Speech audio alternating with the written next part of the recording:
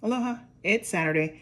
It's actually a little 3 minutes to 4, so I'm a little late. But you know what? I was thinking about this, that in a few days, I'm going to have to rotate to feeding it twice a day.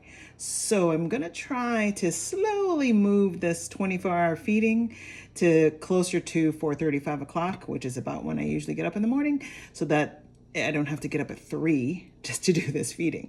So here it is. I didn't rubber band it, so I don't know where it started, but you can see there's some action going on. It was loosely not lidded. There is some bubblage. I don't know if you can see that. But the first thing you're going to do is mix it up and get it all together. And you're going to discard half of this before you feed it. Now, I know there's a lot of, first of all, why am I discarding it? Because you want to create a happy feeding environment for your microorganisms.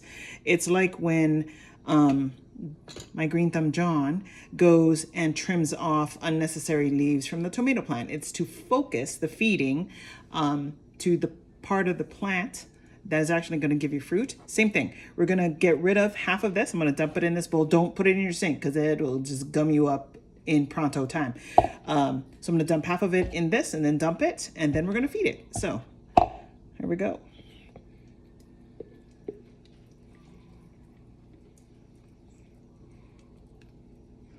Get it back down there. Yeah, I'd say that's about half. Cool. I'm good with that. And even if it's a little less than half, that's fine. We're going to feed it. It's going to keep growing. So, you know how there's a lot of recipes out there about using the discard? This is not suitable discard for a discard recipe. This isn't active, an active sourdough starter yet. It's a baby. It's not yet ready. So if you're thinking, oh, why doesn't Hau'oli make something with this? Because this is an active starter. We're going to get there. And at that point, all the discard we can use, all the discard we can share. I could give this to someone and have them, you know, take this baby and make another starter of their own. But I'm not. So there you go. So remember yesterday, I mentioned I made my own flour feed mix. That's what I've got here, a cup of it.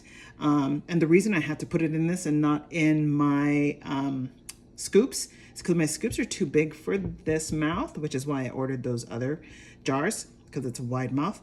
So I'm just going to put my 1 cup of flour mix in there. It's a little bit of wheat, it's a little bit of all-purpose, and it's a little bit of bread. And I'm going to do a scant. That was about a scant 1 cup. It wasn't a true full 1 cup. I'm going to do a little bit of water in there. It's probably less than a cup. Now, depending on which book you read, remember I told you to read your book and do your research, you can put either half a cup of water or a whole cup of water. So that's why I'm doing a little bit.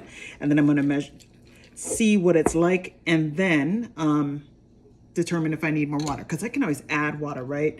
But if I dumped it all in there and it was too loose, then I'd have to add more flour, because you don't really want it super watery. Sorry, I switched to my spatula, which you know is for cleaning, when really I should be using the wooden dowel, which is actually the base of my dough, my dough whisk. They do actually sell wooden dowels for this purpose. Can you believe that? You could just use the bottom of a wooden spoon, or in this case, you know, whatever you got. So mix that puppy up. It's kind of the perfect pancake consistency, and it's going to be a little bit of lumpy. Just make sure all the dry bits are gone, just like yesterday. I'm going to show you the consistency here. Oops. Kind of galoppy, like a thick pudding. There you go. Yeah, you saw that? Isn't that sexy? Okay, so that's it for day 2. We discarded, we fed, and now I'm just going to clean my jar because I don't have an extra jar. I will. I'm just going to clean the sides of my jar. And today, since it's day 2, and there appeared to be some activity yesterday, I'm going to actually put a rubber band marker just so that I can see where it started. And if there is any growth, if there is any growth, I'm also going to try to clean over here a little better so that I can actually see the feed. When my real real jars come, I'll be able to put each fed portion into a new jar so that we can track it. So I'm just going to put the rubber band right at her current level, and we'll be able to see mañana if there's been any activity and or growth. Otherwise, we're going to do exactly what we did yesterday after we started it. We're just going to lightly lit it and put it in the corner, which is the corner of my counter. Again, someplace not cold, not hot, and not in your way. I'm going to clean this jar a little bit. I'm going to get a rag and clean that up. Otherwise, that was it, day 2. And I did come up with a name. It's Sally. I don't know why. Sally just came. So it's Sally the starter.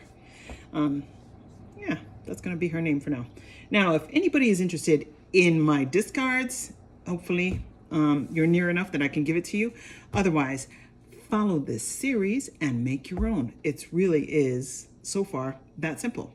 Okay, let me get my camera remote back up here. I know it should be, I should by now, you'd think, be like this with that. But considering I've been like almost a year without videos, I'm lucky that I even have my tripod still. Cool. Day 2 done. Sally's in the family. She's been fed, discarded, and fed. And we'll be back tomorrow around 4, maybe a little after 4, so that I can keep moving it a little to 4:30, nearer to 4:30. But we'll be back tomorrow with day 3's feeding. Aloha.